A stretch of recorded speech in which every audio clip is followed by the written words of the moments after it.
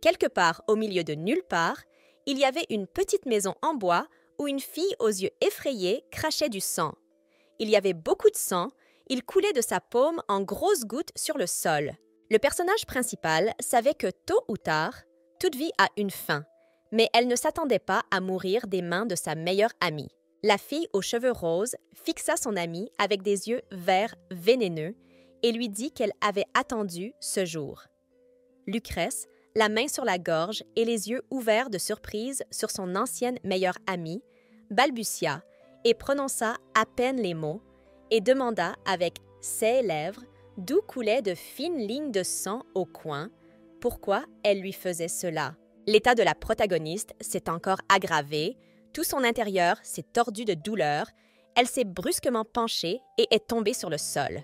La fille aux cheveux roses, accroupie sur ses genoux, les coudes sur les genoux, posa son menton sur ses paumes et avoua qu'elle détestait Lucrèce depuis le début parce que son amie avait tout ce dont la fille aux cheveux roses pouvait rêver. La blonde avait tout, de bons parents, des amis et un fiancé aimant. Une jeune fille aux yeux verts vifs, voire acides, comme si elle était prête à dévorer une personne vivante du regard, fronça les sourcils et dit avec envie qu'elle n'avait rien, qu'elle était née dans la famille la plus médiocre, que ses parents n'étaient rien d'autre que des emmerdeurs. Lucrezia gisait presque sans raison sur le sol, et seuls ses yeux effrayés et écarquillés permettaient de comprendre qu'elle écoutait son amie, qui d'ailleurs disait que ses parents étaient morts, et qu'il n'y avait donc aucun obstacle à ne pas être jaloux, car le monde n'est pas juste. La protagoniste avait une larme de déception et de douleur de la trahison dans les yeux. Elle aurait voulu répondre à son amie jalouse, mais elle ne le pouvait pas. La fille aux cheveux roses l'a remarqué avec un ricanement et du dédain et s'est excusée naïvement et avec culpabilité en disant que la fille ne pouvait pas lui répondre. Sabrina ne voulait pas s'approcher davantage, car elle risquait de se salir, et elle ne voulait pas laisser de preuves derrière elle. Lucrèce enfonça ses ongles ensanglantés dans le sol et tenta de soulever le corps. La blonde se dit avec frustration qu'il valait mieux éloigner Sabrina d'elle plutôt que de lui faire croire à l'illusion de leur amitié. Sabrina, comme si elle lisait dans l'esprit de Lucrèce, posa la question inquiète de la protagoniste sur la raison pour laquelle elle s'était liée d'amitié avec elle et répondit qu'une idiote comme Lucrèce était facile à utiliser. La blonde se redressa un peu sur ses coudes, le visage tordu de douleur et de désespoir par la réponse de son ancienne amie. La femme aux cheveux roses avoua que c'était la première fois qu'elle utilisait ce poison sur un humain. Donc, elle ne savait pas s'il la tuerait ou non.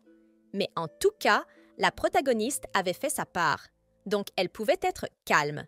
Mais Sabrina, menaçante, continua en disant que même si le poison ne tuait pas Lucrèce, elle commencerait bientôt à implorer la mort elle-même. Sabrina dit à la blonde avec un visage moqueur que si elle était curieuse, elle devrait essayer de survivre et de tout expérimenter par elle-même. Lucrèce tremblait de haine pour son ancienne meilleure amie et de son impuissance. La femme aux cheveux roses annonça brusquement qu'elle devait partir maintenant, car les choses n'attendaient pas, et laissa la blonde souffrir. La protagoniste ne comprenait pas comment elle avait pu en arriver là, elle n'avait pas de réponse à cette question. Mais ce qu'elle pouvait dire avec certitude, c'est que celui qu'elle considérait depuis peu comme son meilleur ami était devenu celui qu'elle détestait le plus au monde.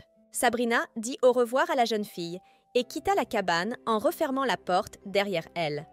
Lucrezia resta allongée sur le parquet, les lèvres et les mains ensanglantées, les yeux grands ouverts, le regard fixé sur la porte, d'où un mince rayon de soleil traversait le visage de la blonde. Elle n'arrivait pas à croire que sa vie se terminerait de façon aussi ridicule, à cause du thé préparé par l'être aimé. Une seule larme coula sur son visage, mais elle ne put la retenir. Lucrezia était sur le point de fermer les yeux, mais à la dernière seconde, elle décida avec certitude et clarté qu'elle n'allait pas et ne voulait pas mourir de cette façon. Elle tendit le bras en avant dans une course folle et ouvrit la porte, rampant vers l'extérieur. La force qui venait de nulle part l'aidait à ramper de plus en plus loin. Elle rampa, les ongles ensanglantés s'enfonçant dans le sol, se répétant avec vigueur qu'elle ne mourrait jamais. Lucrezia, épuisée, a rampé de toutes ses forces pour atteindre l'eau. Lorsque la jeune fille atteignit le lac, elle tomba dans l'eau avec tout son visage et finit par se retrouver complètement dans l'eau. Il ne restait plus que le silence. Un silence de mort. Une jeune fille aux cheveux roux et aux yeux multicolores ouvre les yeux. L'un est bleu, l'autre rouge. La première chose que la protagoniste a vue a été le lustre. Elle a été surprise d'être en vie. La femme aux cheveux roux baissa les yeux sur ses mains bandées. Quelqu'un l'a peut-être sauvée. Elle pouvait mourir paisiblement ici, mais son ami trahi, son fiancé adoré, ses parents éplorés, la jeune fille ne pouvait pas tout oublier. Elle se souvient du visage sarcastique de son ami, qui avait clairement montré sa supériorité sur l'impuissante Lucrèce, de ses mains toutes ensanglantées et de son désir persistant, voire désespéré, de vivre. Tout cela ne devait pas être simplement oublié. La jeune fille était sûre que la traîtresse devait avoir ce qu'elle méritait. Sur le côté, la jeune fille entendit une question qui lui était destinée. L'inconnu lui demanda si elle était réveillée. Lucrèce se crispa et déplaça son regard en direction du son. Un jeune homme aux cheveux noirs et aux yeux bleus est assis sur le canapé. La jeune fille le regarde fixement. L'homme se pencha vers elle et Lucrèce voulut dire quelque chose. Mais une douleur aiguë lui traversa la gorge. Elle resta bouche bée, trembla et porta la main à son cou bandé. L'homme s'est levé et a averti la jeune fille, un peu trop tard, qu'il valait mieux qu'elle n'essaie pas de parler. L'homme s'est approché d'elle et, les mains appuyées sur le lit, il a plané sur Lucrèce en disant qu'il ne savait pas ce qu'elle avait bu, mais que cela avait gravement affecté ses cordes vocales. Les yeux de la protagoniste s'exorbitent en se rappelant les événements passés, où Sabrina attendait la blonde devant sa maison et lui faisait signe d'entrer, puis lui donnait du thé empoisonné qui rendait Lucrezia malade.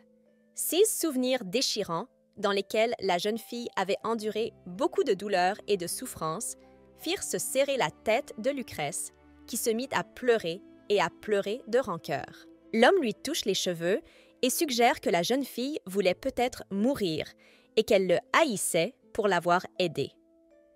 Il écarta une mèche de cheveux de ses yeux. Lucrèce regarda sa main d'un air perplexe, se leva d'un bond et s'assit sur le lit. Elle se mit à crier vigoureusement et avec colère, car elle ne pouvait pas parler, car elle n'allait pas mourir. L'homme aux cheveux noirs la regarda un moment, puis lui demanda de se calmer, disant qu'elle avait besoin de se reposer. Lucrèce resta silencieuse. Elle pensait que c'était l'œuvre de Sabrina.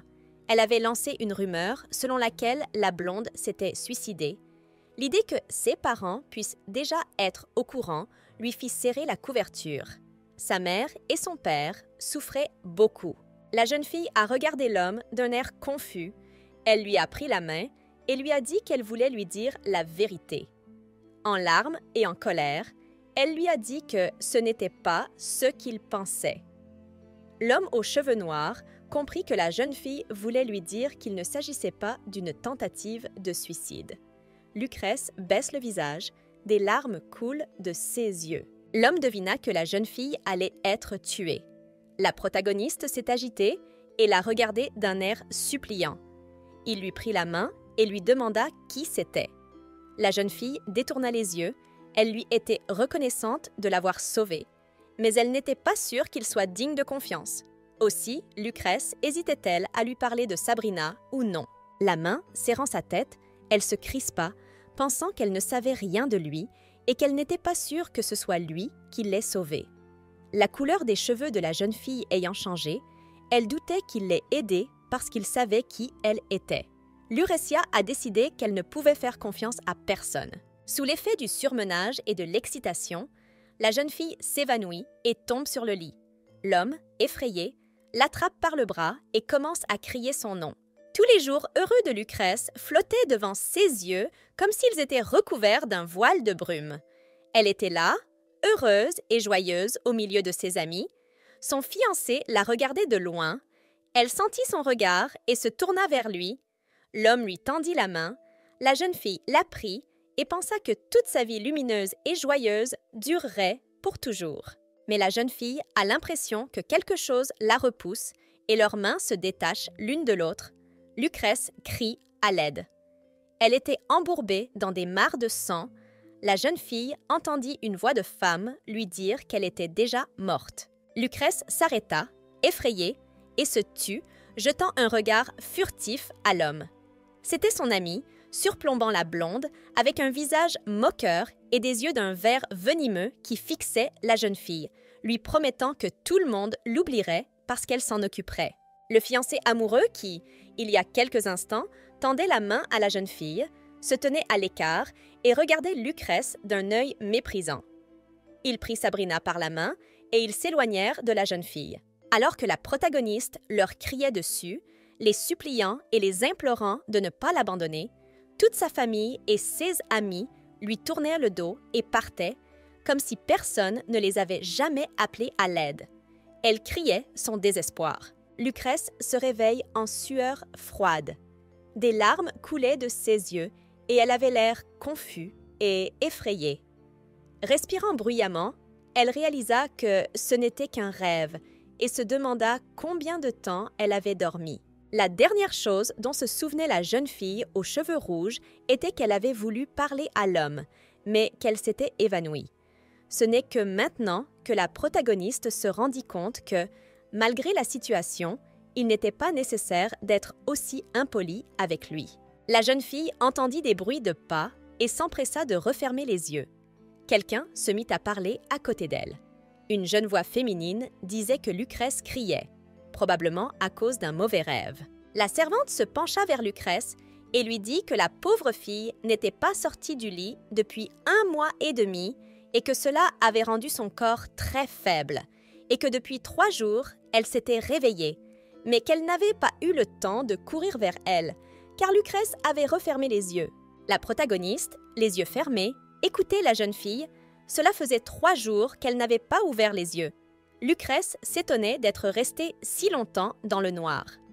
La servante continua à parler, mais elle avait déjà dit au médecin, qui était venu avec elle pour contrôler la patiente, qu'elle était très en colère contre le maître. Le médecin a répondu que sa colère était justifiée. La jeune fille défendait son maître, disant qu'il n'était en aucun cas à blâmer. Le docteur changea de sujet et dit que la jeune fille était bien tombée dans la rivière parce que l'eau avait réduit la concentration de poison dans son corps et qu'elle avait donc survécu. C'était vraiment un miracle. La servante dit avec enthousiasme que ce n'est pas pour rien que le docteur Chiara est considéré comme l'un des meilleurs médecins. Le médecin, touchant le nœud du vêtement de la victime, répondit sévèrement que la jeune fille ne devait pas la flatter. Elle avait remarqué que c'était la première fois que le monsieur amenait quelqu'un dans la maison et qu'il était timide. L'assistante répondit avec indignation qu'il n'était pas timide, mais prudent. Le médecin, prenant la jeune fille par la main, dit que le monsieur était un homme très responsable et, appelant l'assistante Sophie, poursuivit en disant qu'elle ne dirait jamais rien de mal sur lui, même s'il le fallait. Mais il lui semblait tout de même étrange que, soudainement droguée, Lucrezia ait décidé de s'empoisonner. La jeune fille, qui était restée allongée tout ce temps, les yeux fermés, était surprise que tout le monde pense qu'elle était droguée. La femme a poursuivi en disant que le monsieur avait partagé l'intuition qu'il s'agissait d'une tentative d'assassinat, mais ce n'était que son opinion, et il y a aussi l'opinion du public. Lucrezia était complètement confuse et en état de choc. Elle ne pouvait pas croire que tout le monde pensait qu'elle était devenue une droguée et qu'elle avait décidé de se suicider à cause de la honte. Elle était très curieuse de savoir ce qui s'était passé pendant qu'elle était sortie. La protagoniste a ouvert les yeux et l'assistante a immédiatement crié au docteur Chiara que la jeune fille était réveillée. La doctoresse elle-même a pu constater que la victime avait repris conscience. Lucrèce jeta un coup d'œil sur le côté et tomba sur une femme au joli visage, qui se présenta à Lucrèce en disant qu'elle s'appelait Chiara et qu'elle était le médecin de famille du propriétaire de ce domaine. Elle a expliqué à la victime qu'il l'avait sortie de la rivière il y a 1 mois, qu'elle était dans un état critique et qu'ils avaient découvert, après l'avoir soignée, que son corps avait été empoisonné par le poison. Le médecin a expliqué que le poison avait affecté ses cordes vocales et qu'il serait désormais difficile pour la jeune fille de parler, mais que si elle avait besoin de quelque chose, elle pourrait le leur indiquer ou leur écrire un mot. Mais il faut d'abord rétablir sa condition physique. Lucrèce était tendue et se demandait mentalement de se calmer. Elle ne pouvait pas s'évanouir à nouveau. L'aide-soignante prit doucement la main de la jeune fille et lui dit gentiment qu'elle était très heureuse qu'elle soit réveillée. La jeune fille aux cheveux roux la regarda avec surprise. C'étaient des paroles chaleureuses de réconfort. Cela lui donnait envie de pleurer. Ciara expliqua à Lucrezia qu'elle devait rencontrer le maître du manoir. Elles allaient donc apporter un stylo et du papier pour pouvoir dialoguer.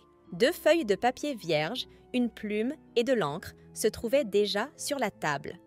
Lucrèce, se souvenant du soi-disant gentleman, n'aurait pas dit qu'il avait l'air sympathique. L'assistante informa la jeune fille que le monsieur serait bientôt là et qu'elle devrait attendre un peu. La protagoniste souffrait. Tout son corps était douloureux.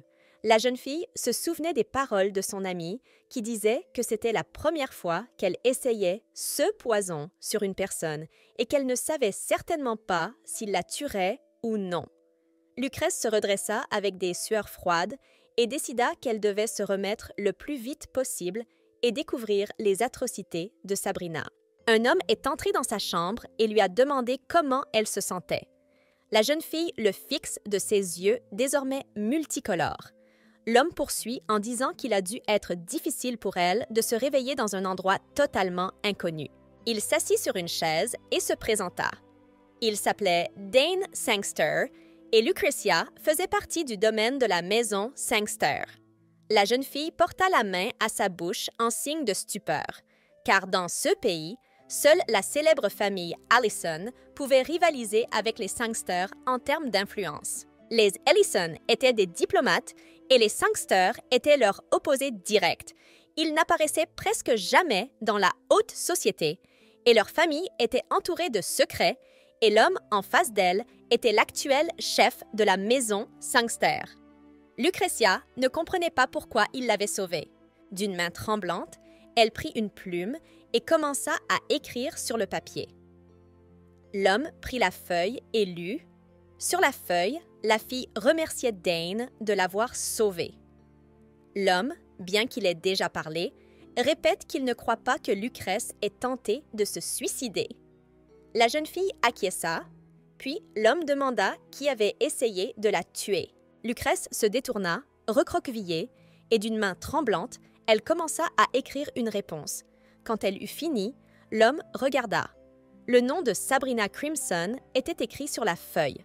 Dane réalisa que la fille qu'il avait sauvée s'appelait Lucrezia Moll et que n'importe quel aristocrate saurait que Sabrina était considérée comme sa meilleure amie.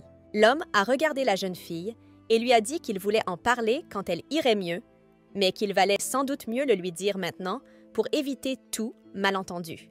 On disait dans la communauté que Lucrezia était déprimée depuis un certain temps et qu'elle était devenue toxicomane en même temps, ce qui l'avait amenée à décider de se suicider. Lucrezia, en entendant ces nouvelles, a saisi l'homme par la manche et a commencé à agiter activement la tête pour montrer que tout cela était faux. Dan lui demande de se calmer car il la croit, mais pas le reste du monde. L'homme se lève de sa chaise et en regardant les journaux, lui dit que les rumeurs ont déjà réussi à se répandre dans la haute société. Il lui montre les journaux qu'il a lui-même consultés, dans lesquels il est écrit que Lucrezia Moll, accusée d'avoir consommé et distribué des substances illicites, s'est suicidée, ne voulant pas assumer la responsabilité de ces crimes. Son amie menteuse, Sabrina, a été interrogée sur la situation et a raconté une fausse version dans laquelle Lucrezia semblait lui avouer à quel point elle était devenue déprimée à cause de la dureté du traitement infligé par sa famille. Le fiancé du personnage principal, Beryl, a refusé de commenter la situation. C'est alors que la jeune fille, se souvenant des paroles de Sabrina qui lui disait que même si le poison ne la tuait pas, elle commencerait bientôt à implorer la mort et que, si elle était curieuse, elle devrait essayer de survivre et de tout expérimenter par elle-même, a compris de quoi elle parlait. Le corps de Lucretia tremble, tandis qu'elle écrit « House Mole » sur la feuille et regarde l'homme d'un air suppliant. Dane la regarde et lui dit qu'elle doit reprendre des forces avant de parler de ce qui s'est passé. La protagoniste ne recula pas et demanda à être emmenée au manoir de Mole, car ses parents devaient être très inquiets en ce moment. Mais l'homme aux cheveux noirs regarda la jeune fille avec inquiétude, la prit par l'épaule en signe de soutien et lui dit qu'il comprenait sa douleur à cause de tous ces événements. Mais Lucrèce n'en démord pas et l'attrape par la manche, le tirant vers elle, lui demandant activement d'honorer sa requête. Dane la prend par les épaules dans un geste apaisant et lui dit gentiment que ses parents croient en son innocence, mais que tous leurs biens ont été confisqués et qu'ils vivent désormais loin de la capitale. La jeune fille était en état de choc, ses mains tombaient involontairement sur le lit. Elle pensait que ce n'était pas assez pour Sabrina de lui ôter la vie. Alors, elle a décidé de faire d'elle une criminelle et a même impliqué sa famille. Mais Dane a achevé la jeune fille en lui annonçant la nouvelle suivante. En récompense de l'aide apportée à l'enquête, le manoir et la propriété avaient été donnés au témoin principal. Et maintenant, tout appartenait à Sabrina. Les yeux de Lucrèce se baissèrent lorsque l'homme poursuivit en disant que la famille royale avait l'intention d'accorder un titre à Sabrina. Avec toutes ces nouvelles, la jeune fille appuya fortement sur sa plume, ce qui eut pour effet de casser la pointe de celle-ci, et la feuille était maintenant tachée d'encre. Elle est en colère. Lucrèce baissa la tête, pensant qu'il s'avérait que ce n'était pas seulement elle qui était visée, mais aussi sa famille. La jeune fille serra la plume dans sa main avec colère. Dane s'en aperçut et lui prit la main, disant qu'il comprenait sa douleur. Lucrèce se retourna vers lui, les larmes aux yeux et les sourcils froncés. L'homme lui reprend le stylo et admet que lorsque la rumeur de son suicide lui est parvenue, il s'est méfié, il a eu du mal à y croire. Et si Sabrina Crimson est la principale instigatrice de ce qui s'est passé, alors tout commence à prendre un sens. Dane regarde la jeune fille et lui demande si elle se souvient qu'elle a des cheveux blonds et des yeux bleus. Lucretia acquiesce. Il prit alors le miroir et lui demanda de ne pas trop s'étonner, puis il tourna le miroir vers elle. Lucretia fut très surprise, car elle ne vit pas son reflet, mais une fille qui lui était totalement inconnue, aux cheveux roux et aux yeux multicolores, l'un étant rouge et l'autre bleu. Elle plissa les yeux, n'arrivant pas à croire qu'elle ressemblait maintenant à cela. L'homme a déclaré que le médecin avait dit que le changement de couleur des yeux et des cheveux était dû à un effet secondaire du médicament et que la jeune fille devait maintenant prendre une décision. Se battrait-elle contre le monde dans l'espoir de découvrir la vérité ou se pencha-t-il plus près d'elle, plaçant le miroir à plat devant elle, se débarrasserait-elle de l'ancienne version d'elle-même et se vengerait-elle de Sabrina en devenant une personne complètement différente? Vengeance. Ce mot n'avait jamais traversé l'esprit de Lucrèce. Mais, agrippée au voile, Sabrina allait vivre tout le cauchemar que la protagoniste avait dû traverser par sa volonté. Pour l'amour du ciel, la jeune fille voulait survivre et survivre pour être témoin de ses actes. Il serait plus logique de prouver sa propre innocence, mais la jeune fille regarda l'homme en face d'elle et pensa à ses paroles selon lesquelles sa position dans la société était en effet terrible. Elle ne le connaissait pas, ne savait pas dans quelle mesure elle pouvait lui faire confiance, s'il était mu par la gentillesse, la sympathie ou la soif de justice, ou même s'il préparait quelque chose, rien de tout cela n'était clair pour elle. La jeune fille lui demande pourquoi il lui suggère de se venger de Sabrina. Dane lui répond qu'il a un compte personnel à régler avec Sabrina Crimson. La jeune fille lui demande alors s'il n'est pas plus sûr de se venger lui-même. L'homme répond qu'il n'est que dans son intérêt d'aider Lucrèce et que si elle veut toujours se venger de Sabrina, il peut lui fournir l'argent et les relations qu'il a. Alors, Dane propose que la fille fasse équipe. Lucrèce pensait que plus elle l'écoutait, moins elle le comprenait, mais il semblait qu'il avait un motif personnel. Mais pour une raison qu'elle ignorait, il ne pouvait pas agir seul. Mais si Lucrèce acceptait sa proposition, elle pourrait obtenir ses ressources, mais il y avait un autre moyen. Elle pourrait retrouver ses parents et leur dire la vérité, puis rencontrer Beryl en deuil et ainsi dévoiler les péchés de Sabrina. La protagoniste a écrit qu'elle était reconnaissante de son offre, mais qu'elle était sûre que Beryl l'aiderait, et elle lui a donc demandé de l'aider à le contacter. Dane, entendant le miroir, lui demanda si c'était bien ce qu'elle voulait.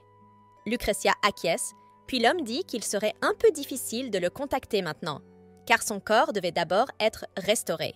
Lucrèce, trop fatiguée, faillit à nouveau s'évanouir, mais Dane la releva juste à temps.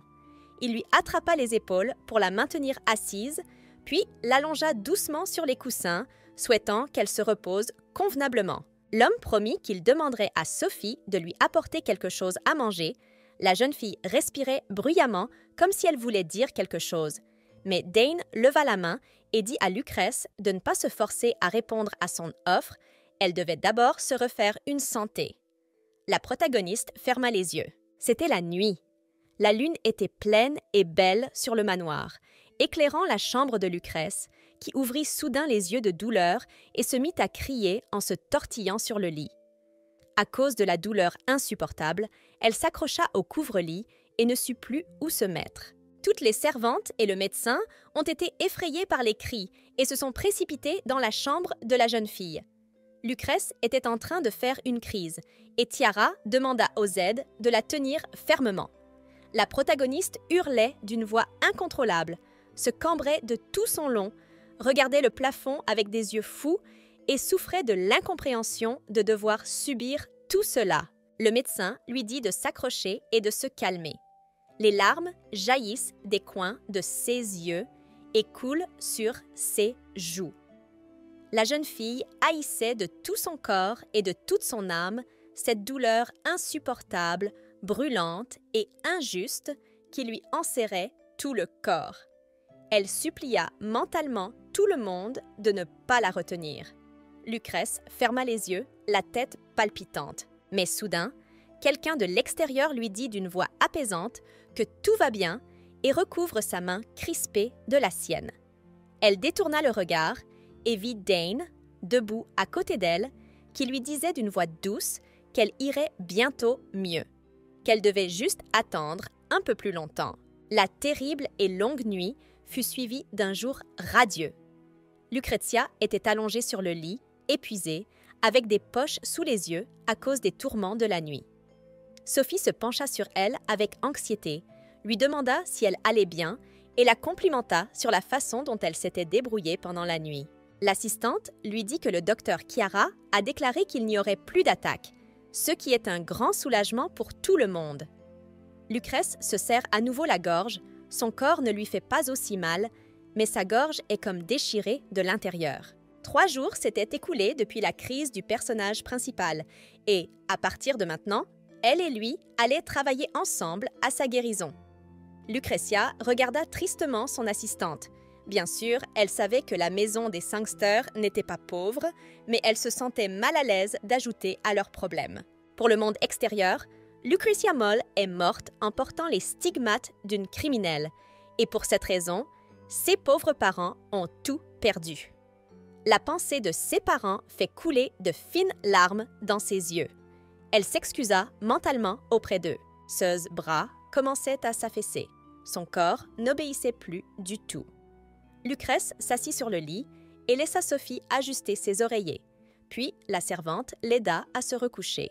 Lucrèce se gorge de larmes et se laisse aller à penser à ce qui se passerait si elle venait de mourir. Mais pendant un instant, elle se souvient de tous les événements qui se sont produits récemment, de la façon dont tout le monde a paniqué lorsqu'elle s'est sentie malade, de la façon dont Dane l'a réconfortée. Elle ferma les yeux et pensa que tant de gens avaient dépensé leur énergie et leur temps pour elle, s'occupant d'elle-même lorsqu'elle était inconsciente, alors qu'elle ne les connaissait même pas, mais qu'ils étaient là avec elle pour l'aider. Et si elle mourait maintenant, non seulement elle rejetterait leurs bonnes intentions, mais elle ferait exactement ce que Sabrina veut qu'elle fasse. Les bras tremblants autour de ses épaules, Sophie dit qu'elle sait que Lucretia n'a pas beaucoup d'appétit, Mais en lui apportant la cuillère de bouillon, elle lui demande d'en goûter au moins une bouchée. Le personnage principal a regardé la cuillère et a ouvert la bouche pour manger un peu. Elle a beaucoup aimé la soupe qui lui a fait monter les larmes aux yeux. Lucrezia accepta en pleurant la délicieuse nourriture de Sophie et décida avec confiance qu'elle devait vivre et qu'elle le ferait. Elle n'a plus qu'à survivre et à vaincre son ancienne meilleure amie. Le personnage principal remercie Sophie. La jeune fille la regarda avec surprise et, en rougissant, lui dit qu'il n'était pas nécessaire de la remercier, que sa persévérance était vraiment étonnante et qu'elle lui proposait donc de surmonter ensemble cette période difficile. Lucrezia continua à manger et pensa que Sophie avait peut-être été désignée pour la surveiller, mais la gentillesse de l'assistante lui réchauffa le cœur et elle lui en fut très reconnaissante. La jeune fille n'avait pas le droit de traîner d'une manière ou d'une autre. Elle essayait de se lever, de manger seule, de marcher avec l'aide de Sophie, qui était à l'arrière pour la récupérer. Lucrèce était assise sur le lit quand Dane est venu la voir. Elle voulut lui dire quelque chose, mais il leva la main en lui demandant de s'arrêter et de se calmer. Il lui dit qu'il avait appris que son corps commençait à se rétablir et rappela à la protagoniste qu'elle avait demandé de l'aide pour rencontrer Beryl Albert et lui demanda si elle avait changé d'avis. Beryl Alberto était le fiancé de Lucrezia. La jeune fille regarda Dane, l'homme comprit tout et promit qu'il organiserait une rencontre. Mais avant cela, il décida de vérifier dans quelle situation se trouvait Beryl en ce moment et demanda à la jeune fille si cela ne la dérangerait pas de le découvrir. Lucrèce acquiesça, qu'elle était prête à entendre et pensa qu'elle ne pouvait absolument pas comprendre ce que Dane pensait. Il l'avait sauvée et lui avait même proposé de l'aider à se venger. Avec l'influence qu'avait sa famille, il serait facile de se débarrasser de Sabrina. Mais la protagoniste ne comprenait pas pourquoi il voulait qu'elle soit celle qui se vengerait. L'homme la regarde sérieusement. La fille le regarde avec des yeux écarquillés, se souvenant de Sabrina, déterminée à ne pas survivre à un autre coup de poignard dans le dos. La jeune fille commençait à s'inquiéter et, pour se calmer un peu, elle lui passa le bras autour des épaules. Lucrezia ne voulait pas que Beryl la voie dans un tel état, mais elle était sûre qu'il pouvait être son soutien. Et en plus, la protagoniste voulait rendre à la maison Sangster sa gentillesse. Dan dit à Lucrèce de se contenter de se changer pour l'instant. Il lui promit de dire à Sophie de l'aider et il se mettrait en route dès que la jeune fille serait prête. La protagoniste hocha la tête. Sophie prit les mains de la jeune fille avec enthousiasme. Elle n'aimait pas que Lucrèce s'apprête à sortir parce qu'elle n'était pas encore complètement rétablie. Led regarde la jeune fille d'un air inquiet. La main de la protagoniste sur son bras lui dit qu'elle doit y aller. Sophie pleure, mais il ne lui reste plus qu'à aider Lucrezia à faire ses valises. Elle l'habille donc d'une belle robe verte et brosse ses longs cheveux roux et brillants. La jeune fille rassemblait ses cheveux en queue de cheval et avait l'air très contrariée. Elle n'en pouvait plus et serra Lucrèce par derrière. En larmes, elle lui demanda de prendre soin d'elle sur la route et de ne pas se surmener. Lucrèce fut surprise et posa avec hésitation sa main sur l'avant-bras de Sophie. L'assistante la coiffa et Dane apparut sur le seuil de la pièce, lui aussi tout beau et tout prêt. Avec sa permission, il tendit les bras et prit la jeune fille dans ses bras, ce qui était inattendu, si bien que la jeune fille le regarda timidement et craintivement, en agitant vigoureusement la tête. Elle demande à être descendue à terre, mais l'homme dit que dans son état, il lui serait difficile de marcher seul jusqu'à la voiture, qu'il serait donc plus prudent de le faire, et surtout que la jeune fille accepte de lui obéir tant qu'ils sont à l'extérieur. Lucrèce regarde Dane, les joues rouges d'embarras. L'homme demanda à la jeune fille de passer ses bras autour de son cou pour ne pas tomber et se blesser. La protagoniste s'exécuta avec hésitation et ils se mirent en route vers la calèche. Dan, Lucrèce dans les bras, sortit. La jeune fille avait chaud, elle scrutait furtivement le profil de l'homme et se demandait ce qui se passait dans sa tête, quel était son motif personnel. La protagoniste devina que Sabrina l'avait aussi blessée d'une manière ou d'une autre, ce qui expliquait la sympathie qu'il lui avait témoignée. Elle se souvient des paroles de l'homme lorsqu'elle s'est réveillée. Il a d'abord pensé que la protagoniste allait se suicider. Dane avait déjà amené Lucrèce à la voiture et les serviteurs s'inclinèrent devant eux en ouvrant la porte. Dane fut bruyamment appelé par derrière. C'était le médecin haletant. Elle, qui respirait difficilement à force de courir, lui demanda ce qu'il faisait. Il la regarda d'un air morose. Ciara lui demanda avec colère où il emmenait sa patiente, car la jeune fille n'était pas complètement rétablie. Elle avait besoin de repos. Dane dit d'un ton qui n'admet aucune objection qu'ils doivent le faire maintenant. La femme n'a pas reculé et a déclaré qu'elle était son médecin traitant et qu'elle s'y opposait fermement. Mais l'homme a dit que c'était déjà décidé et qu'il partait maintenant. La femme demanda alors qui ils avaient tant besoin de rencontrer. Dane répondit que ce n'était pas ses affaires. Ciara serra l'ourlet de sa robe et déclara d'un ton menaçant qu'elle ne permettrait pas qu'on fasse du mal à sa patiente. Le jeune homme lui rappela qu'elle travaillait pour lui et qu'elle n'était pas payée pour se mêler des affaires des autres. Ciara l'appelle bruyamment par son nom et son prénom et commence à crier que même s'il a du sang de la maison Sangster dans les veines, elle pense qu'il est différent d'eux et qu'il ne vaut pas mieux. Lucretia regarde le docteur avec culpabilité. Dane resta silencieux un moment et répondit qu'il avait grandi dans la maison des Sangster et qu'il était normal qu'il soit comme eux. Ciara était confuse, serrant les lèvres et baissant la tête, elle resta immobile. L'homme dit à la protagoniste qu'il pouvait partir et la porta jusqu'à la voiture. La voiture s'éloigne et, par la fenêtre, Lucretia salue Ciara d'un air coupable. Le médecin la regarde, ses lèvres se soulèvent légèrement. L'homme jeta un coup d'œil à sa montre et annonça qu'ils étaient arrivés. Ils étaient près du moulin, Dane disant que Beryl arriverait à l'endroit dans 30 minutes.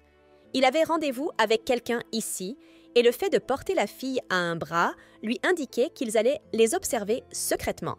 Ils entrèrent dans le moulin et l'homme dit qu'il regarderait à partir d'ici et demanda à la jeune fille de lui promettre que, quoi qu'il voie, Lucrèce n'aurait pas à faire d'histoire. La jeune fille était assise par terre, Dane lui-même accroupi en face d'elle et se tenant à la poignée de la porte. Lucrèce acquiesça, promettant de ne pas faire d'histoire. L'homme entr'ouvrit la porte et laissa la rouquine regarder en premier. Lucrèce se rapprocha. Elle était très curieuse de savoir qui Beryl allait rencontrer. Dane et Lucrèce s'assirent en attendant. Finalement, Beryl entra le premier dans la pièce. La fille le fixa avec excitation. Elle était heureuse de le voir, mais derrière son fiancé se trouvait quelqu'un d'autre, qu'elle ne pouvait pas voir à cause de la capuche qui cachait son visage. Mais ils sont allés trop loin, et la jeune fille a découvert avec qui son fiancé amoureux était. C'était son ancienne meilleure amie, Sabrina. L'esprit de Lucrèce s'est effondré à l'intérieur, choqué par ce qu'elle a vu. Sabrina et Beryl se tenaient l'une en face de l'autre. La protagoniste les observait avec perplexité. Elle n'en croyait pas ses yeux. L'ancienne meilleure amie regardait Beryl avec des yeux pleins d'amour. L'homme a serré la jeune fille dans ses bras et a dit, en rougissant, qu'elle lui manquait beaucoup. Lucrèce les regarde avec des yeux surpris. Dane lui passe le bras autour des épaules. Elle était stupéfaite, car Beryl était son fiancé. Elle fixait l'homme de ses grands yeux humides. Elle devinait qu'il savait tout et que c'était pour cela qu'il lui demandait si elle voulait vraiment rencontrer Beryl. La jeune fille serra sa jupe dans ses poings de désespoir, de douleur et de ressentiment. De la chambre où se trouvaient Sabrina et Beryl arriva la voix de son ex-fiancé. Il disait que Sabrina lui manquait terriblement et commençait à se plaindre que pendant qu'il était le fiancé de Lucrèce, il n'avait même pas pu se regarder une seule fois. Il était désolé pour cela. Sabrina a posé sa main sur sa poitrine et lui a demandé de ne pas s'excuser. Après tout, ce n'était pas facile pour lui non plus. Elle était tombée amoureuse d'un homme déjà fiancé à une autre et il était encore capable d'accepter une femme comme elle. Elle le regarde avec tristesse et gêne. L'homme lui demande sèchement de ne pas parler d'elle comme ça parce qu'il l'aime. Sabrina a joué les brebis galeuses et s'est effondrée devant l'homme, comme si elle avait honte d'être avec lui. Mais Beryl l'interrompt et lui dit que Lucrèce est comme une sœur pour lui. mais qu'il a des sentiments très différents pour elle, et qu'en plus, comme Sabrina elle-même le lui a dit, Lucrèce cache des tripes viles et maléfiques derrière un joli visage. Lucrèce est complètement perdue de chagrin et de ressentiment à cette déclaration. C'est encore une personne qui l'a trahi. Beryl continue de faire l'éloge de Sabrina, disant que s'il ne l'avait pas rencontrée, Lucrèce l'aurait trompée. La protagoniste ne se rend même pas compte de ce qu'elle regarde. Elle avait cru pouvoir obtenir de l'aide lorsqu'elle avait rencontré son fiancé, mais en regardant Sabrina et Beryl, heureuses, se tenant la main et pressant leurs fronts l'un contre l'autre, elle s'est sentie stupide. L'ancien fiancé passait avec excitation son bras autour des épaules de la jeune fille.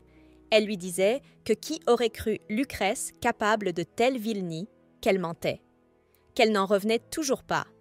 L'homme murmura qu'il était désolé pour Sabrina, car elle s'inquiétait malgré tout pour Lucrèce. L'ex-petite amie a dit d'une manière amusante, bouleversée et coupable, que Beryl avait échangé sa fiancée contre elle et qu'elle craignait qu'il soit jugé pour cela dans la société. L'homme lui a posé la main sur la tête et lui a demandé de ne pas s'inquiéter, car grâce à son témoignage, leur maison a pu rendre public ses péchés. Mais la jeune fille n'a pas cessé de pleurer et a demandé amèrement à l'homme ce qui se passerait s'ils continuaient à afficher leur relation.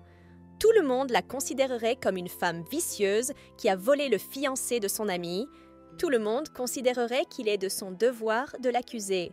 Et si la censure publique l'atteignait, elle mourrait de chagrin. Beryl était follement ravie et enchantée par ce discours de son nouvel amant. Il la fixait avec une lueur dans les yeux et un rougissement sur les joues. L'homme passa doucement sa main sur sa joue, répétant son nom et l'appelant « Douce Sabrina », et lui demandant pourquoi elle était si gentille, se pencha vers elle et l'embrassa. Lucrèce regardait tout, les larmes aux yeux et attristée. Beryl rompit le baiser et pressa son front contre celui de la jeune fille en lui disant qu'il était temps d'annoncer leur relation à ses parents. Sabrina, le regardant avec des yeux fous de bonheur, lui demanda si ses parents voulaient bien d'elle. L'homme l'a serrée dans ses bras et lui a répondu qu'elle avait découvert les méfaits de Lucretia et obtenu la fortune de la famille Moll, et que maintenant, elle avait même leur entreprise de vente de teinture pour changer la couleur des yeux et des cheveux entre ses mains. Alors, il ne pouvait pas s'empêcher d'aimer une femme aussi étonnante. Mais cela pourrait être un peu difficile au début, mais il voulait que tout le monde sache à quel point il l'aimait. Sabrina était folle de joie et de voir à quel point son plan sournois avait fonctionné. Ils sont restés pour s'embrasser. Lucretia était assise en larmes et regardait silencieusement à un moment donné, parce qu'il s'avérait qu'elle avait été trahie non seulement par sa meilleure amie, mais aussi par son fiancé. La jeune fille ne savait plus quoi croire. Dan, voyant la détresse de Lucrèce, lui tend la main et lui propose de rendre visite à ses parents sur le chemin du retour. Mais si c'est trop pour elle, ils peuvent remettre cela à plus tard. Lucrèce lui tendit une main tremblante et, se tournant vers lui, montrant ses yeux pleins de misère, lui dit d'une voix qu'elle voulait les voir. L'homme dit qu'il était heureux d'entendre sa voix revenir peu à peu. Ils s'assirent dans le wagon dans un silence complet. La jeune fille pensa à ses parents, car ces 2 mois avaient dû être difficiles pour eux, et elle espérait qu'ils étaient en vie et se portaient bien. L'homme annonça qu'ils étaient arrivés et ouvrit un rideau de la voiture pour montrer la vue de la fenêtre. Lucrèce regarda dehors et vit une petite maison toute simple. La porte s'ouvrit et un homme maigre et hagard aux cheveux blonds en sortit. C'était le père de Lucrèce. La jeune fille le regarda par la fenêtre. Cela ne faisait pas plus de 2 mois qu'il était là, et il avait déjà l'air si mal en point. Papa s'est tourné vers quelqu'un et a dit qu'il faisait beau et a suggéré que nous allions nous promener. C'était la mère de Lucrèce, Milena. La jeune fille se souvenait d'elle comme d'une belle femme fraîche, avec une étole soignée sur la tête et des yeux vifs, mais ce qui sortait de la maison n'avait rien à voir avec son ancienne maman. À présent, la femme est décharnée. Ses yeux verts brillants se sont éteints, ses yeux vitreux fixent ses pieds, ses magnifiques cheveux, qui avaient toujours été magnifiquement et soigneusement coiffés, sont maintenant négligemment détachés, et elle porte une robe simple et banale. Elle avait l'air brisée et misérable. Lorsqu'elle sortit, elle sourit et remarqua que son mari, Pete, avait raison au sujet du temps et ils se promenèrent ensemble. Lucrezia était en larmes dans le wagon, courbée de douleur et agenouillée, posant sa main sur le côté du wagon. Elle s'excusa mentalement auprès d'eux, car si elle n'avait pas laissé Sabrina se tromper, il n'aurait pas eu à vivre cela. Mais aussi, la jeune fille ne pouvait pas leur montrer son visage maintenant, car elle ajouterait à leurs problèmes. La maison Alberto est célèbre dans le monde juridique. Sous leur protection, Sabrina a pu envelopper ses mensonges dans la vérité. Maintenant, Lucrezia n'avait aucune chance de la dominer. Dane a offert un mouchoir à la jeune fille. En le regardant, la protagoniste s'est souvenue que l'homme avait également un compte à régler avec Sabrina. En lui prenant un mouchoir, elle a décidé que seule, elle ne pouvait rien faire, mais en essuyant ses larmes, la jeune fille a pensé que s'il l'aidait, il y avait une chance de changer fondamentalement cette situation. Lucrèce a saisi Dane par la manche et lui a dit sérieusement qu'elle allait se venger. Elle décide alors d'emprunter la force de l'autre. Lorsqu'ils rentrèrent chez eux, la nuit tombait. Ils se regardèrent et Lucrèce rappela à l'homme qu'il avait dit que si elle changeait d'identité, elle pourrait se venger. Dane a sérieusement confirmé ses paroles. Les larmes ont fait gonfler les yeux de la protagoniste. Elle avait l'air épuisée.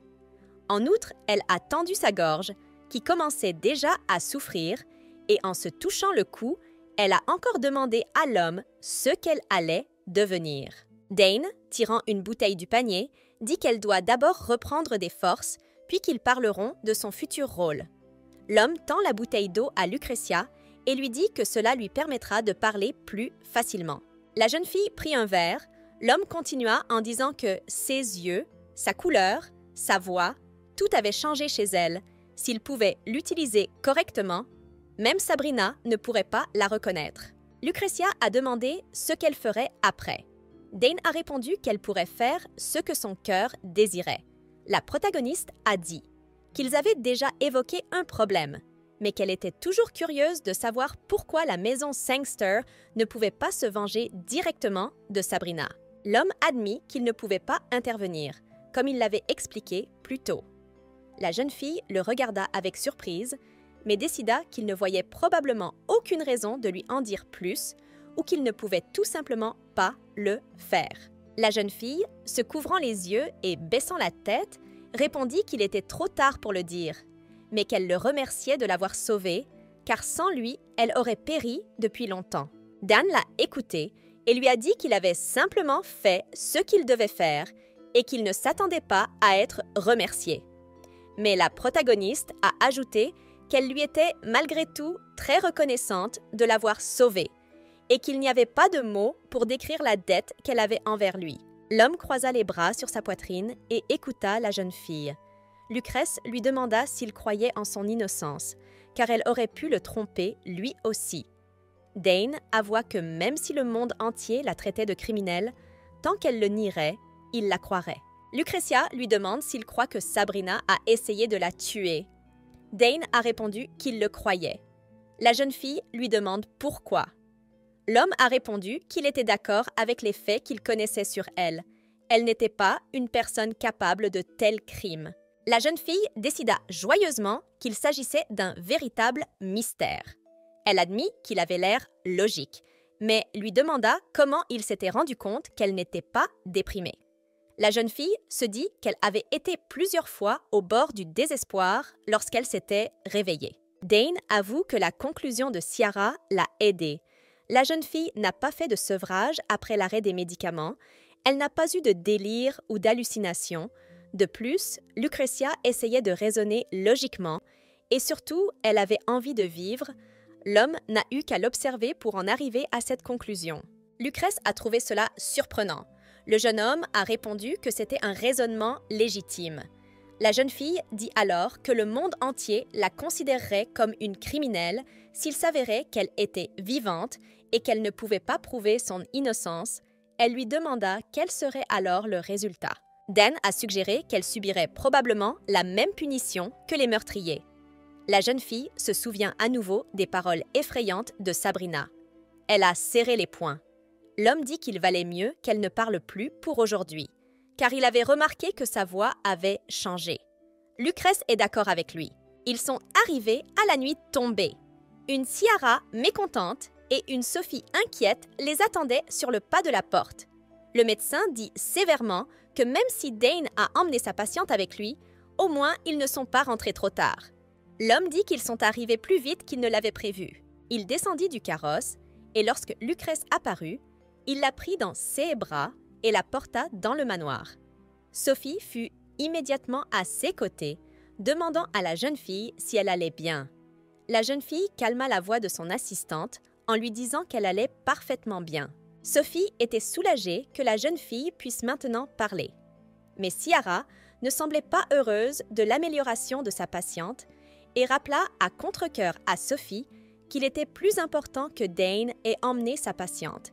Mais l'assistante interrompit la femme avec enthousiasme et déclara que rien n'était plus important que de redonner la voix à sa maîtresse. Le docteur lui jeta un regard sévère et expira en disant qu'elle était digne de l'un et de l'autre. Sophie, rougissant, répondit qu'il était son seigneur et se tournant vers lui, elle lui demanda s'ils avaient dîné ou non, car le repas était déjà servi. Le médecin intervient, disant qu'ils doivent bien manger et surtout Lucrezia. L'homme promit qu'il la nourrirait, même s'il devait le faire par la force. La jeune fille regarda d'abord l'homme d'un air surpris, puis déclara joyeusement que la nourriture allait certainement remonter le moral de tout le monde. Dane la regarda et ils entrèrent tous dans la maison. Dane était assis en bout de table, Lucrèce seule d'un côté, Ciara et Sophie de l'autre. Il y avait toutes sortes de choses délicieuses sur la table. Les filles se gavaient de nourriture. D'habitude, le maître de maison mange rarement à la même table que ses serviteurs. Mais Dane était assis avec eux. La jeune fille se demanda si c'était une particularité de la famille Sangster. Lorsque Lucrèce eut terminé, le médecin lui demanda si elle était prête à changer d'identité pour se venger de Sabrina. La jeune fille regarda Sophie, qui savourait le délicieux repas sans faire attention à rien, et jeta un coup d'œil à Dane, qui lui fit signe qu'elle pouvait parler. Tout le monde était au courant du plan de l'homme. La jeune fille répondit qu'elle était d'accord et qu'elle ne renoncerait pas à son projet. Le médecin était d'accord avec le gentleman pour dire que la vérité devait être révélée et que si l'une de ses anciennes connaissances regardait Lucrèce aujourd'hui, elle aurait du mal à la reconnaître. Aussi ironique que cela puisse paraître, l'heure de la vengeance a sonné. Le personnage principal acquiesce. Chiara se dit que puisqu'elle avait pris sa décision, elle allait devoir élaborer un plan pour la réhabiliter au plus vite. Elle était sûre que la fille avec son cerveau ne se laisserait pas faire. Lucrezia lui demande si elle fait cela par devoir médical.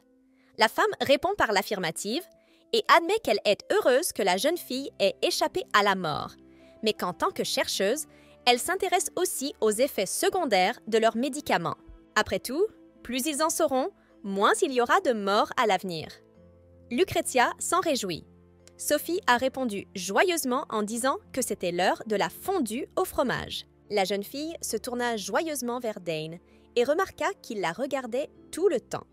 Elle se demanda à quoi il pensait. Lucrèce était déjà au lit, elle n'arrivait pas à dormir et regarda les pilules, s'assit sur le lit et décida de marcher un peu. Elle mit ses pantoufles et sortit dans le couloir. Lucrèce, restée seule, commença à ressentir avec plus d'acuité la colère, la haine et la douleur insupportable que ses souvenirs lui avaient apportés. Elle commença à se sentir chancelante, s'appuya contre le mur et se souvint des pilules qui se trouvaient sur la table. Pourtant, elle a décidé de ne jamais abandonner et de rendre son corps à son état d'origine. Et c'est sur des jambes tremblantes qu'elle avança obstinément. Elle était déterminée à atteindre ceux qui avaient décidé qu'elle était morte. Et, alors qu'ils étaient stupéfaits de la victoire de son humiliation, Lucrèce les pousserait dans l'abîme. Son estomac se noue de douleur et elle s'en saisit. Mais Dane la prend sous le bras et lui dit qu'il lui conseillera de suivre les recommandations de Ciara. La jeune fille le dévisagea avec surprise et lui demanda ce qu'il faisait ici en pleine nuit. L'homme lui répond qu'il l'a entendu marcher dans le couloir. Et si elle n'arrivait pas à dormir, il faudrait qu'elle en parle à Ciara. Mais Lucrèce dit qu'elle ne devrait pas le faire, qu'elle s'est seulement réveillée à cause de douleurs d'estomac. Dane se souvient qu'il doit y avoir des analgésiques dans sa chambre. Lucrezia a répondu qu'elle pensait pouvoir s'en passer. Puis, l'homme a répondu qu'il était mauvais d'abuser des médicaments, mais que ne pas en boire du tout n'était pas non plus la solution. La protagoniste se couvre les yeux et dit en souriant qu'il a été vraiment difficile. Dane ne comprend pas ce qui ne va pas et dit qu'il ne pense pas avoir dit quelque chose de mal. Il lui a serré la main et l'a appelée par son nom, lui disant qu'il s'inquiétait pour elle.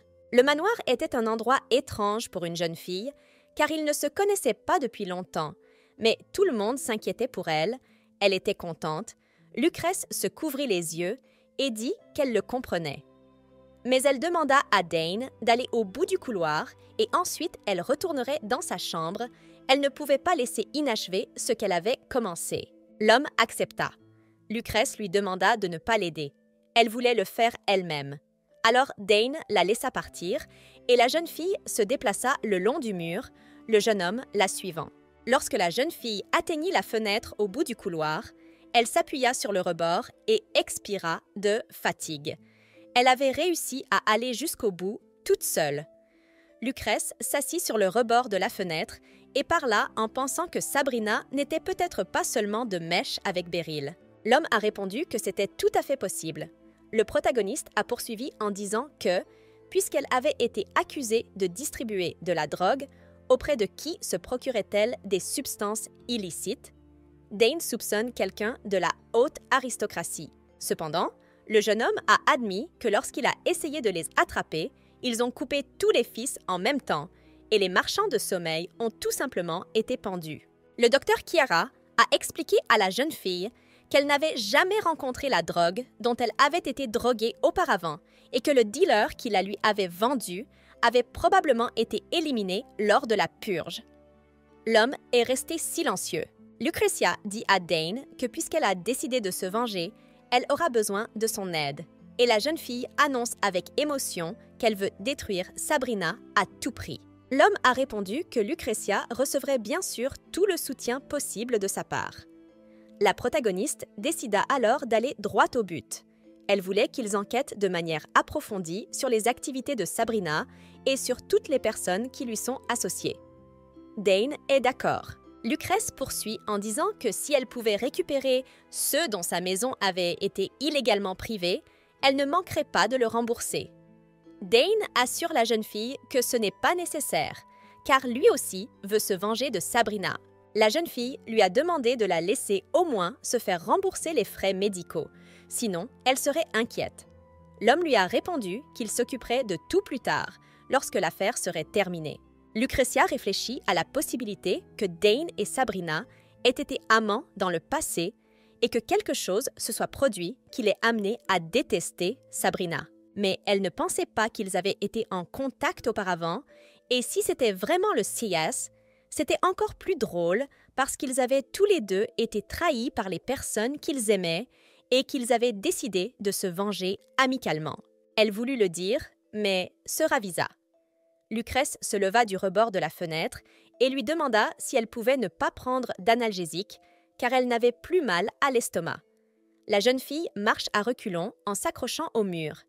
Dane se tourne vers elle et lui dit que si elle a de nouveau mal, elle n'hésitera pas à appeler à l'aide. Lucrezia atteignit la porte et se tourna vers l'homme, le remercia et lui souhaita bonne nuit. L'homme lui souhaita la même chose. L'homme lui souhaita la même chose. Il se retourna et se dirigea vers sa chambre. La protagoniste entra dans sa chambre et appuya son front contre la porte, pensant qu'elle n'avait plus rien à perdre, peu importe qui était impliqué, car elle était prête à se débarrasser de chacun d'entre eux. La jeune fille a commencé à faire de l'exercice pour se remettre en forme plus rapidement. Elle marchait, pétrissait ses bras sur les machines et, après une dure séance d'entraînement, elle s'asseyait et se reposait en sueur. Elle se déplace de mieux en mieux, mais il lui reste encore beaucoup de chemin à parcourir. Elle est bien décidée à retrouver au plus vite sa santé d'antan. Sophie s'approcha d'elle et lui tendit joyeusement une serviette en lui disant de se reposer. Lucrezia accepta la serviette et donna son accord. La protagoniste a bu un verre d'eau et a remercié Sophie de s'occuper d'elle malgré son emploi du temps chargé. Mais l'assistante lui répond joyeusement. Elle avoua qu'elle préférait son nouveau travail à l'ancien et qu'elle ne devait pas le faire puisqu'elle le faisait avec plaisir. Lucrezia lui a demandé si elle avait déjà eu des difficultés et s'est interrogée sur le type de travail qu'elle avait exercé. Sophie avoue que son ancien travail nécessitait de l'intelligence et un corps solide. Le protagoniste se demande s'il fallait de l'intelligence dans la comptabilité, peut-être dans la couture. Elle se souvint que Sophie et le docteur avaient déjeuné ensemble. Peut-être n'était-elle pas une domestique ordinaire. Lucrezia complimenta l'assistante, disant qu'elle était charmante, et se leva du banc pour aller étudier un peu plus. Le personnage principal étudiait et Sophie faisait le ménage à côté d'elle. Ciara marchait dans le couloir, elle s'est arrêtée devant la porte et a frappé. Dane s'est assis dans la pièce et l'a laissé entrer.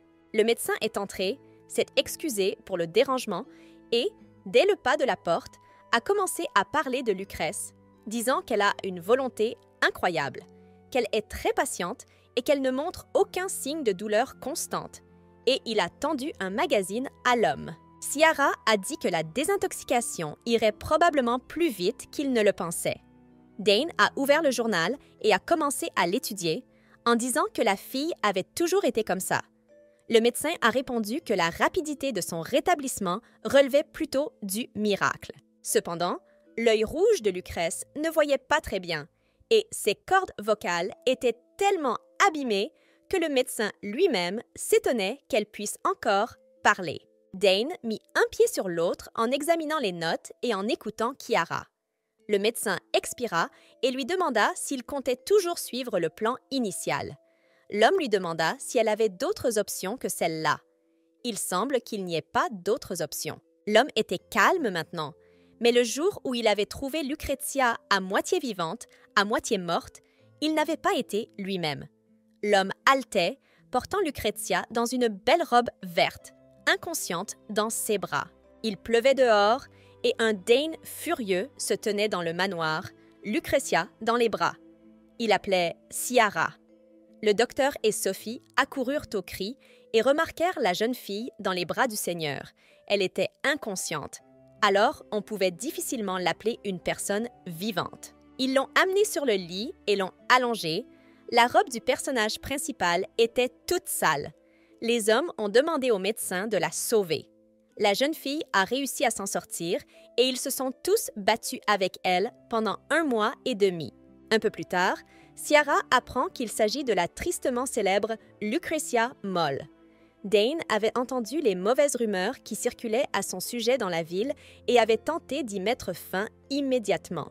Ciara est restée dans le bureau de Dane et a dit qu'elle ne voyait pas d'autre solution, qu'il s'agissait d'une personnalité vraiment désagréable, mais que d'une manière ou d'une autre, ils devraient travailler avec ceux qu'ils avaient. Le docteur lui a demandé ce qui n'allait pas, mais il n'a pas terminé et a pensé un instant que ce monsieur n'était peut-être pas un sangster typique. Dane a fermé le magazine et a répondu qu'il ne voyait aucun problème, et il leur a donc dit de continuer la rééducation comme prévu. L'homme a remis le magazine au médecin et la femme a demandé quelle était leur relation. Dane répond que cela n'a rien à voir avec elle. Ciara voulut rétorquer qu'il n'avait aucune raison de le faire, mais l'homme l'interrompit en disant qu'il l'avait engagée pour ses compétences de médecin et parce qu'elle ne parlerait jamais à personne de ce qui se passait ici, sur le domaine. Il lui demande cependant de ne pas franchir la ligne. La femme est restée silencieuse. Lucrezia s'allongea dans son lit. Aujourd'hui était un autre jour sans réadaptation. Malgré tout, la colère et les regrets continuaient à ronger son cœur et la rongeaient de l'intérieur. Dan est venu dans sa chambre, il a apporté le petit déjeuner à la jeune fille et lui a demandé si elle passait un moment difficile. Lucrèce se détourna et répondit qu'elle se reposerait un peu et que tout irait bien. L'homme demanda à la jeune fille de manger au moins. Sinon, son corps risquait de ne pas le supporter. La protagoniste se couvre le visage avec ses mains. Dane lui demanda la permission de s'asseoir sur le lit. Elle ne dit rien, puis il prit son silence pour un consentement et lui toucha l'épaule. Lucrèce se leva brusquement. Elle le regarde avec perplexité. Dane lui tient l'épaule. La fille s'essuie la joue et lui dit que c'est bon, qu'il peut s'asseoir. Ils s'assirent tous les deux sur le lit et il y eut un silence gênant. La jeune fille s'est assise et n'arrivait pas à croire qu'il l'avait surprise avec un look aussi négligé, ce qui la mettait mal à l'aise. Dane a pris la parole en premier et lui a demandé de lui parler parce que cela pourrait la soulager. Lucretia admet qu'elle se sent idiote car elle ne s'est retrouvée dans cette situation que parce qu'elle a fait aveuglément confiance à Sabrina et Beryl.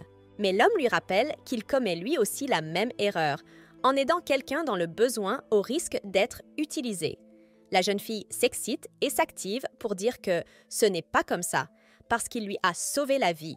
Mais Dane a répondu que cela ne changeait rien à l'essence et a dit que si l'on se laissait utiliser, c'était de sa propre faute. L'homme a poursuivi en disant que de telles pensées étaient mises dans la tête des victimes par les manipulateurs, de sorte que seule Sabrina Crimson était à blâmer et que Lucretia n'avait rien fait de mal.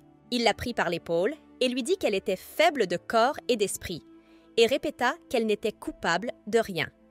Lucretia pensa que le coupable ne pouvait être que Sabrina et qu'elle ne devait pas se sentir coupable. La jeune fille, baissant la tête, se rangea à l'avis de Dane. L'homme se lève et demande à la jeune fille de manger. Il s'apprête à partir, mais Lucrèce l'appelle, les larmes aux yeux, et remercie Dane. Le jeune homme dit qu'il n'a pas à la remercier et quitte la pièce. Lucretia était seule et regarda le plateau de nourriture. Elle le prit et le plaça sur ses genoux, portant la cuillère de bouillon à ses lèvres. Il avait bon goût pour elle. Un mois s'est écoulé. Grâce à la rééducation, Lucretia peut marcher normalement, la couleur de sa peau s'est améliorée et son corps est en parfait état. Elle se lève et se regarde dans le miroir. Dane s'est approché derrière la jeune fille et a posé sa main sur sa taille, lui disant qu'elle deviendrait une riche veuve d'un pays voisin, solitaire, arrogante et fière, une beauté qui ne laissait personne s'approcher d'elle. Il tient un masque à la main et le met sur les yeux de la jeune fille. Il annonce la naissance de Madame Loiseau-Dol.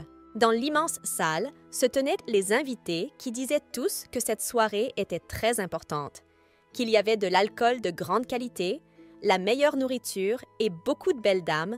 Un homme aux yeux brillants en compagnie d'hommes disait que même des personnalités influentes des endroits les plus éloignés étaient venues à la fête. Il supposait que le projet avait pris de l'ampleur. Un autre homme a demandé si le projet était la seule raison pour laquelle ils avaient été invités à l'événement. Sabrina Crimson était au centre de l'attention. Les hommes voulaient sa marchandise, mais ils avaient besoin de la satisfaire d'une manière ou d'une autre avant de poser leurs propres conditions. Des femmes demandent à une jeune fille en robe violette et aux yeux violets ce que, si l'on en croit les rumeurs, elle a engagé pour Lady Sabrina. Il s'agit de Madame Dorian Esta. La jeune fille sourit gentiment à tout le monde en se couvrant d'un éventail. Mais c'était un sourire fin et une affabilité. Dans son esprit, elle pensait à tout le monde. Tout le monde ici avait besoin de la production de Sabrina. Ils étaient si manifestement flattés juste pour s'arracher un plus gros morceau pour eux-mêmes. De l'extérieur, la jeune fille entendit soudain des rires bruyants. C'était Serena Duncombe.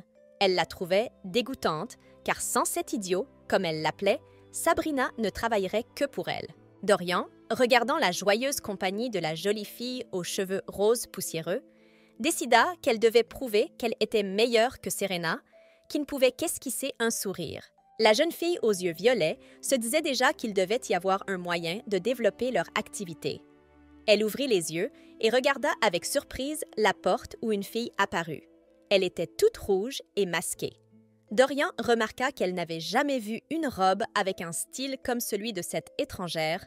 Elle pensa qu'il s'agissait d'une étrangère. Elle a remarqué de nombreuses bagues à ses mains et a pensé que la jeune fille avait peut-être été mariée. Doriana pensait déjà que seules quelques personnes dans d'autres pays connaissaient leurs produits et que si elle pouvait obtenir un contrat avec elle, il pourrait pénétrer le marché étranger. La jeune fille aux yeux violets se pencha vers la femme plus âgée et lui demanda si elle connaissait la dame. Madame Kane répondit que, d'après les rumeurs, la jeune fille venait du royaume de Pâtre, mais qu'elle ne se souvenait pas du nom et qu'elle avait entendu dire que cette étrangère avait perdu son mari il y a près de 2 ans. Puis, elle a décidé de parcourir le monde pour soigner son cœur blessé. Doriana ne pouvait pas croire qu'elle ne connaissait pas une invitée aussi importante, mais elle décida que ce n'était pas grave, que cela ne l'empêcherait pas d'avoir une conversation avec elle. Doriana s'approcha la première de l'étrangère et annonça qu'elle était ravie de la rencontrer et se présenta. Lucretia répondit qu'elle était également ravie de la rencontrer et se présenta sous le nom de Madame Loiseau Dole. Doriana remarque que la voix de la jeune fille est plus grave qu'elle ne le pensait, mais cela ne fait qu'ajouter à son charme mystérieux. Doriana demanda d'où venait la jeune fille. Lucretia dit qu'elle est venue de Pâtre, mais qu'elle ne restera pas longtemps avec eux, qu'elle s'est arrêtée pour affaires. La jeune fille aux yeux violets déclara que l'oiseau était encore si jeune, mais qu'il avait déjà une affaire florissante. Mais la jeune fille a nié, disant que ce n'était pas à son honneur, qu'elle n'avait fait qu'hériter de l'entreprise de ses parents.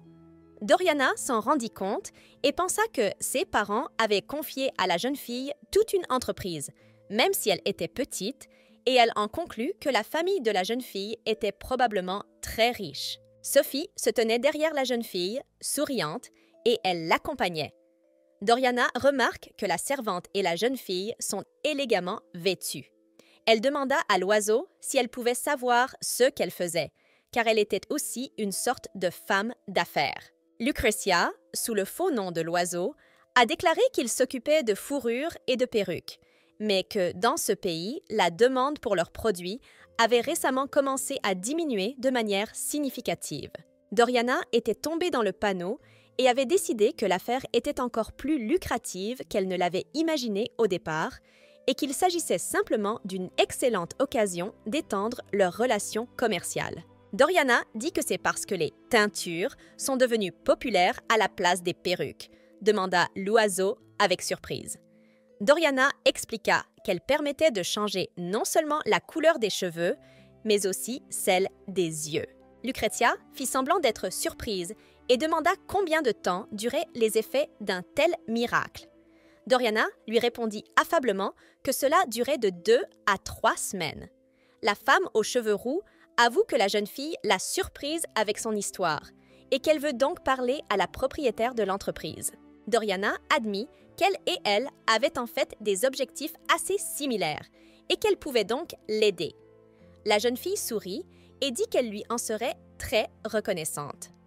La fille aux yeux violets remarqua soudain la beauté de l'oiseau et la complimenta en disant qu'elle était très jolie. Lucretia a répondu qu'elle était flattée par le masque. Doriana a poursuivi en disant que, sans le masque, elle aurait charmé tout le monde ici. La rousse a admis que le masque faisait en fait partie du testament de son défunt mari.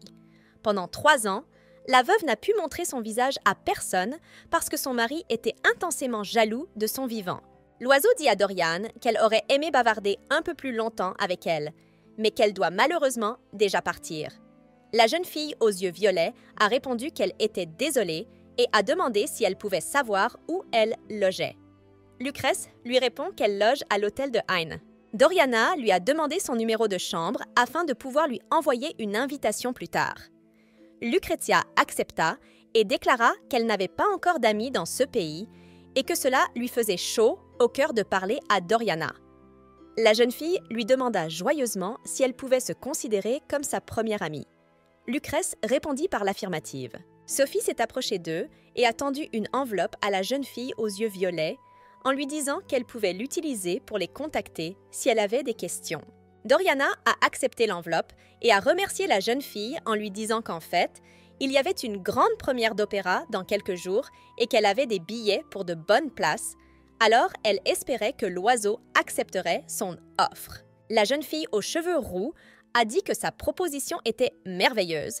Elle a jeté un coup d'œil à sa montre et a dit qu'elle devait vraiment partir maintenant et a promis qu'elle la reverrait. Doriana était manifestement satisfaite d'elle-même.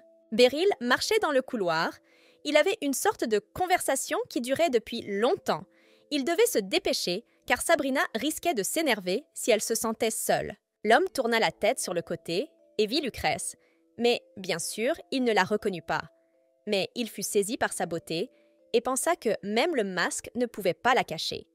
Il fut immédiatement curieux de savoir qui était cette fille. Stupéfaite, Beryl regarde la jeune fille aux cheveux roux. Les larmes de la jeune fille coulaient. Elle lui parut très belle et mystérieuse. Sabrina l'attendait, mais cette fille l'étonnait. Alors il se tourna vers elle et lui demanda si la fille avait quelque chose qui n'allait pas. Lucretia se tourne vers lui et le regarde avec surprise. Elle a reconnu Beryl.